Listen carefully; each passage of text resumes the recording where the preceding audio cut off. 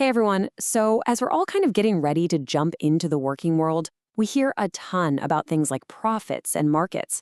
But there's this bigger question that I think we need to talk about. What does it actually mean for a business to do the right thing? That's what we're going to dig into today. Business ethics. So let's just start with the biggest question of all, right?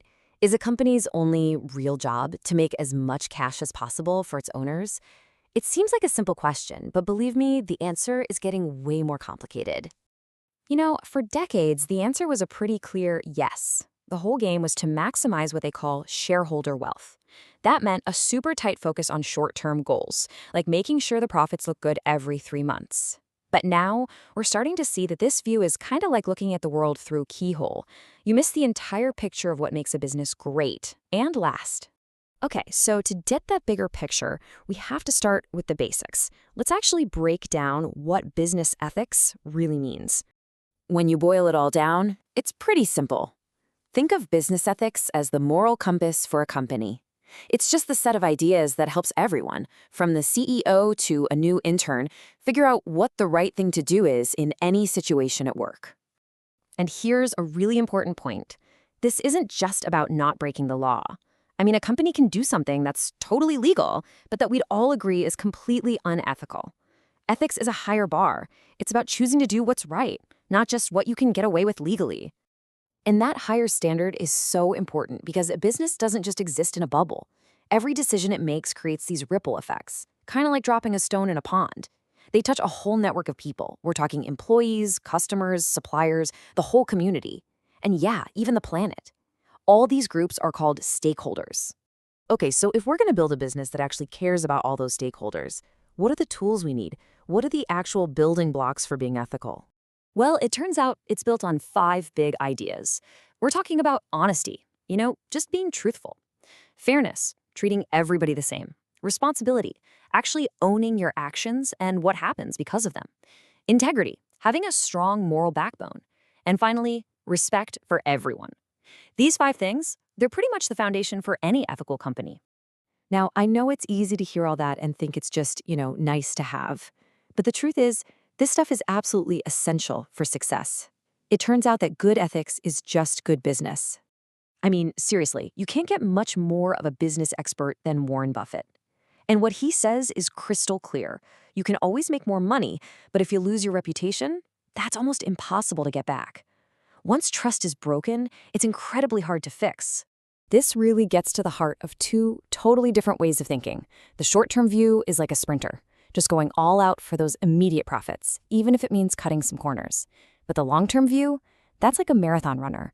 It's about understanding that to build a business that lasts, you have to invest in being ethical, because that's what builds trust over years and years. And the payoffs are so real. Companies that are ethical build amazing customer loyalty. Investors want to put their money there because they seem stable. The best and brightest people want to work for them. It makes their brand look great, and it can even push them to come up with new, more responsible products. And this isn't just some passing fad. This is the future, for real. By 2025, Gen Z, that's us, we're going to be a quarter of the entire workforce. And as a generation, we care about ethical leadership way more than anyone who came before us. This quote just hits the nail on the head. As the next wave of employees and customers, we are not willing to compromise on our values. We expect the companies we work for and buy from to feel the same way. The message here is simple. If businesses ignore ethics, they're going to lose us. It's really that simple. So if having an ethical culture is the goal, how does it happen? Where does it even start? Well, it turns out it's not something that bubbles up from the bottom. It has to start at the very, very top. There's actually a phrase for this. It's called tone at the top. All it means is the ethical vibe that the leaders create. And it's not about putting up some cheesy poster with our values on it. It's about leaders actually living those values every single day, showing everyone else how it's done. And when they do that, it creates this powerful trickle-down effect. The board and the CEO set the standard. Then the managers put it into action. And pretty soon, all the employees just follow the example they see every day. It's a chain reaction. So what does that look like in real life? Well, ethical leaders take responsibility when things go wrong instead of blaming people. They treat everyone with respect, no matter who they are. They make it safe for people to speak up. They're obsessed with being fair.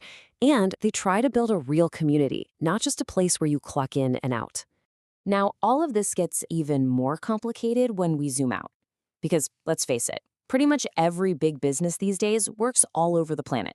And operating globally makes things kind of messy.